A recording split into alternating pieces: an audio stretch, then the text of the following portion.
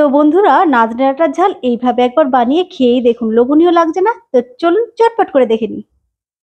নমস্কার, কেমন আছেন সবাই? আরে মধ্যবিত্ত গৃহবধূ চ্যানেলে সকলকে স্বাগত জানাই। দেখতেই পাচ্ছেন, এটা কিন্তু সজনে ডাঁটা না, এটা কিন্তু নাজনে ডাঁটা। হালকা তিতকুটে হয়, তাই আজকে বানাবো নজনে ডাঁটার ঝাল। এখানে দেখুন বেটে নিয়েছি অল্প মশলা, তাই শিলের বেটে নিলাম। এখানে দিয়েছি সর্ষে, কিন্তু দিইনি, পোস্ত দিয়েছি, আর একটু জিরে, শুকনো লঙ্কা, আর দিয়েছি আদা রসুন পেঁয়াজ। হ্যাঁ বন্ধুরা, অবশ্যই আদা রসুন পেঁয়াজ এটা দিয়ে করলাম আজকে। আপনারা অনেকে বলবেন এটা দিয়ে কিন্তু ভালো লাগে না, তো একবার নাজনে ডাঁটা এইভাবে একবার খেয়ে দেখবেন, অসাধারণ লাগে কিন্তু। চলুন এবার এটাকে কিন্তু একটা পাত্রে তুলে নিই।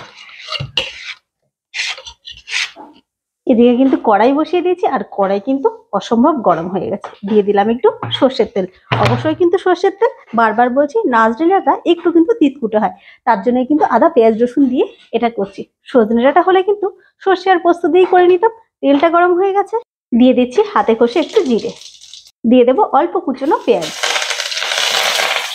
তো দেখুন বন্ধুরা, পেঁয়াজটা কিন্তু আমার একটুখানি ভাজা ভাজা হয়ে গেছে। এবার এই যে দিয়ে দেবো পুরো মশলাটা দিয়েই কিন্তু সঙ্গে সঙ্গে একটু জল দিয়ে দেবো।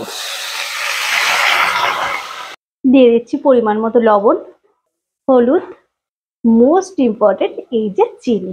এটা কিন্তু নাজনে ডাঁটায় দিতেই হবে। আপনারা যদি বানান এইভাবে, অবশ্যই বানাবেন, একটুখানি চিনি দিয়ে দেবেন, দেখবেন টেস্টটা কিন্তু সুন্দর আসবে। আর গন্ধটা কিন্তু এখনই সুন্দর বেরোচ্ছে বন্ধুরা। পোস্তর সঙ্গে আদা পেঁয়াজ রসুন, অনেকে বলে না না এটা ঠিক ভালো লাগে না, অবশ্যই ভালো লাগে। আর যারা বড় বড় জায়গায় রান্না করে, তারা কিন্তু মাছের ঝোলে দেয়ও কিন্তু।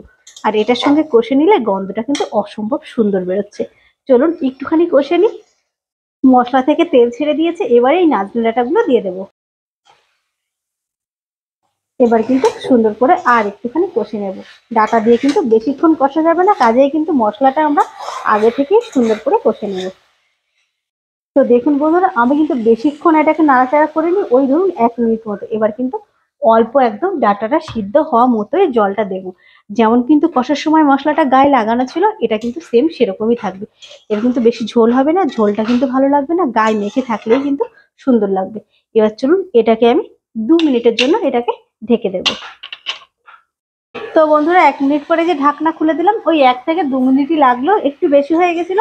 দেখুন ঝোলটা কিন্তু আমার শুকিয়ে এসেছে, এদিকে কিন্তু ডাঁটাগুলো সুন্দর সিদ্ধ হয়ে গেছে।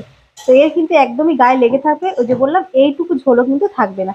তো চলুন একটুখানি গ্যাসটা মিডিয়ামে রেখে এবার না ঢেকে এটাকে সুন্দর করে বানিয়ে নিই।